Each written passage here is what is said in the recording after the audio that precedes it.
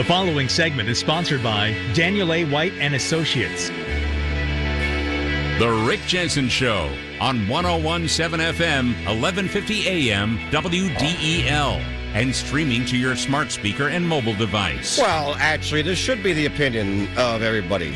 Hey, it's Rick. I've been a happy camper client of Dan White and Associates for many, many years now. Experts in planning for retirement. On the phone right now is another one of these great advisors. It's Andrew Wood here. He's in the Middletown office, and you can always reach him at 888-690-8820. How's it going, sir? I'm doing great, Rick. How are you? I'm peachy, thank you. There's always something to talk about these days. I don't know if that's a good thing or a bad thing, but there's always something going on here. But, you know, I was reading some things about Delaware. Delaware is one of the, I think, top 5 destination states in the country for retirees. It's a great place to retire. Rehoboth, of course, is very, very popular. But it's also a state where many people are still concerned about, if they have enough money to retire and such.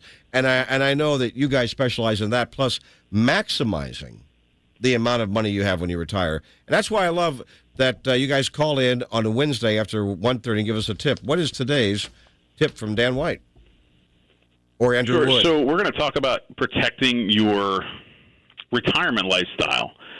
There's an article that I was reading from Forbes, and the title is called "The Market Doesn't Owe You a Retirement." And I just kind of thought that was funny because, quite frankly, that's where the bulk of the people that we work with, that's where they're going to generate a lot of their income in retirement is going to come from, at least initially, what started from the stock market with their 401ks and things like that.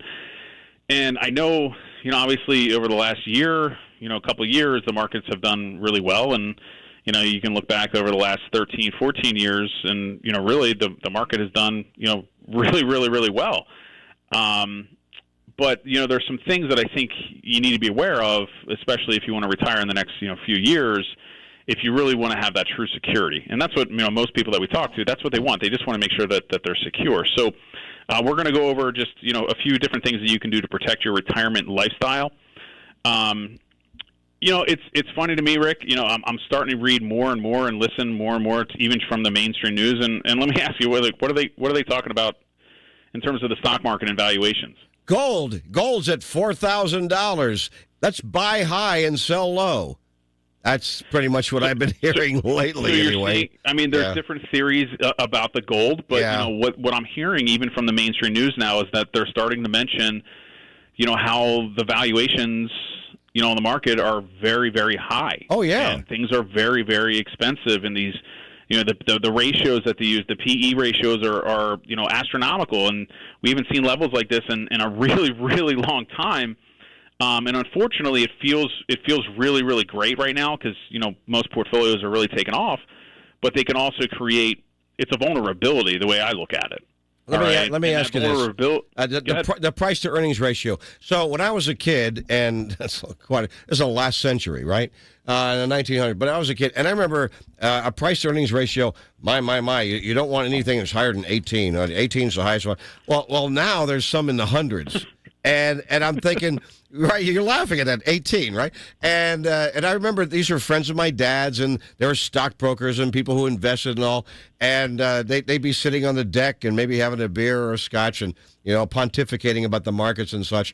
And I listened to what they said, and now it's like that seems to be like an old game, an old standard. I don't even know. Is that part of what people look at anymore, Andrew? Well, if you use some of the numbers that you just mentioned, you wouldn't have made anything over, I know, right? over a period of time. But I still do think, what do they say? The markets don't repeat themselves; they rhyme. Yeah. All right. But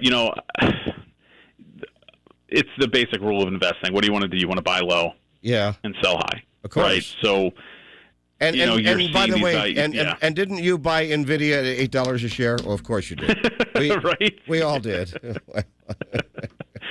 But here's the vulnerability. Again, we're kind of in this zone right now where everything is just continue to take off, and I think most people realize that. And again, even the mainstream news is saying that yeah, this might not maintain or hold forever, and it creates this issue that we call sequence of return risk or sequential return risk, which is ultimately if you retire into a bad market cycle with the bad market and early withdrawals, they can dig a hole into the portfolio that basically a bull market can't fill, in time, or it can't fill, soon enough where, it creates the issue of prematurely going through your funds. Yeah, and we can't. Yeah.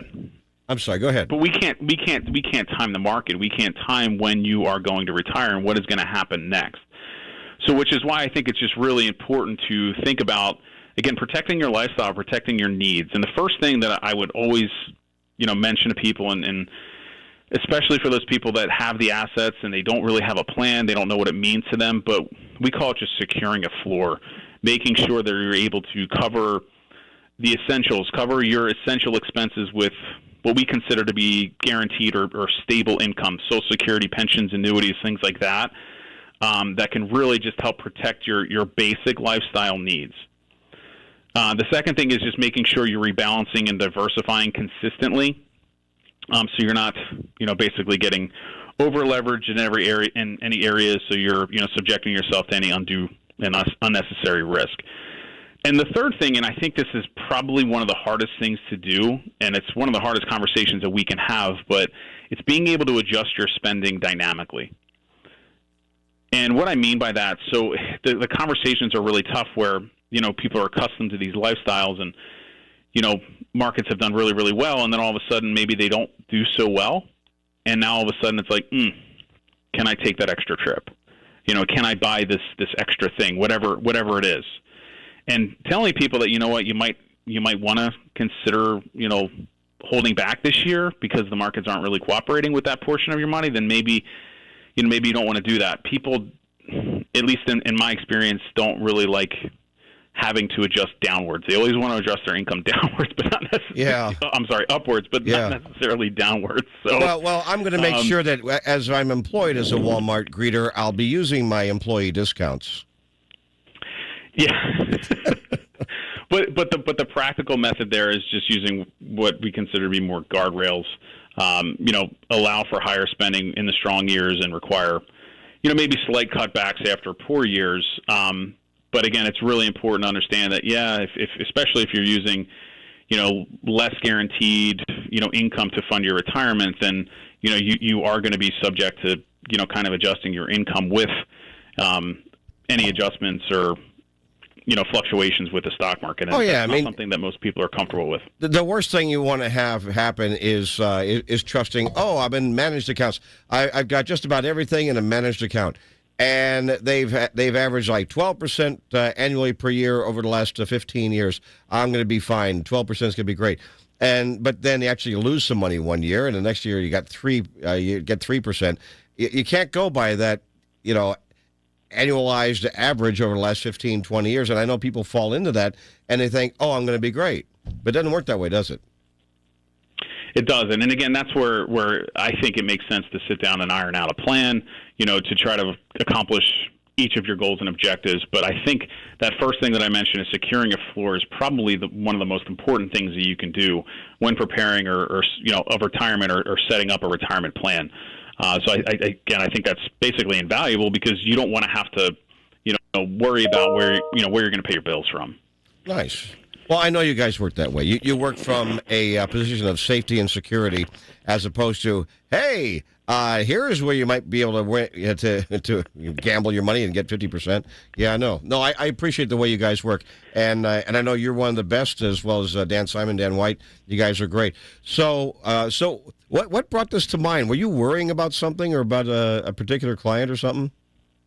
No, I just I do a lot of reading. Yeah. And I've been hearing more and more, just from news, and I don't. No offense, because I know you're in the news business. That's fine. I don't listen to the news or watch too much TV or anything like that. But I'm starting to see it pop up where it's like, valuations are very, very high right now. Things are very, very expensive, and people know it. And I think they instinctively know it. But does that mean you take any action? And that's kind of the hard part. But by the way, I think that's very healthy. I mean, look, I read a lot of news, but I read a lot of analysis, and it's not just opinions. And I think that actually is quite healthy because you got to turn off the news sometime, especially if it's cable. You really do. And I know what you study and you read what's coming, through your industry, and I know that you do something else I do too. You read those Federal Reserve reports as well.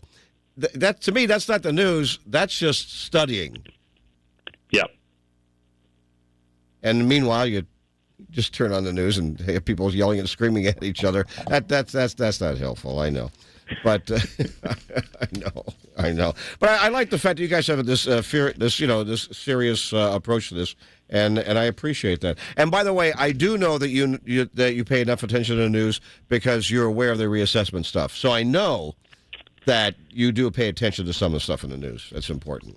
All right. Well, I am a Delawarean, so I have I've been impacted by that. So yeah, and we don't know what's going to happen. But what was your original impact? I mean, was it? So I believe it or not, I've seen different things. I've seen some people that are very happy. I've seen some people that are not so happy. No, I meant you. Mine went up about $800, and it would be like. I'm kind of indifferent. Yeah. But. It is what it is. I'm in a little different situation than some of my clients too. So I've got a little one in school. Yeah. So I get it. But at the same time, if you're on a fixed income in retirement, you're going to have a different outlook than I would. So. And there's no way you could plan for this. By the way, the first reassessment in 40 years, and based upon the issuance of the first round of tax increases, there are people in fixed income who had a plan. And now that's been blown up because their taxes went up $2,000, $3,000 a year. And now there's this lawsuit, and who knows what's going on. That's why I think when you say, you got to have a floor because you don't know what's going to happen, that is so meaningful. Whatever position you're in, you plan and you have a floor, which is why I do highly recommend, and I'll make this a plug for you guys. I think you're fantastic. Call 888-690-8820, rather. And... did I get that even wrong? 888-690-8820. Yeah, I'm off memory. I should have written it down. But and you ask for Andrew Wood, for example, and you say, let's sit down and talk about this because what you're talking about really truly is important. On Sunday morning at 7 a.m., Dan White presents On the Money here on WDEL, 1150 AM, 1017 FM, streaming to your smart device. I have a fairly knowledgeable device. I don't know who's got the smart ones, but mine's just fairly knowledgeable. And you have yourself a cup of coffee. What's going on this Sunday morning at 7? So I mentioned to you last time, and this is, three weeks ago, but we were doing that enrichment series with the fraud thing that we just hosted for our clients. That actually took place today. But Sunday's show is just various types of fraud perpetrated on those approaching retirement, and Dan's going to cover that on his radio show. I've been getting those texts. There's a new round of text messages now. Rick, I thought about you this weekend. I'm not going to lie to you. I got a text from, it was the Easy Pass thing again. And yeah. and did you click through and say, here's all my personal information? Take my money? I deleted it immediately. Perfect. So I got one of those, but I got the other one. I said, we're having hi, it's the IRS. We're having a hard time processing your refund. Please click through this link and give us all your information so we can process your refund. Love the IRS. What? Rick, we shouldn't laugh, but you got to know. You got to know I mean, everything that the IRS and the website, they're like, they will not contact you, this way. No, they send you a letter, or worst case scenario, it's IRS. Yeah, right. Yeah. But you can't fall for it, and unfortunately, they do catch people. So you just got to be very conscious of what's going on out there. And by the way, folks, if you get one and you did file late and you're thinking you're going to get a refund, which doesn't make sense to me if you're filing late. Usually it's not because usually you file early when you're going to get a refund. But anyway, just delete that text message and call the IRS at the number you see online, the genuine IRS number, and they'll help you through that. So good stuff, Andrew. All right, my friend, be well. Thank you very much. Go Phils, Rick. Go Phils. Well done, sir.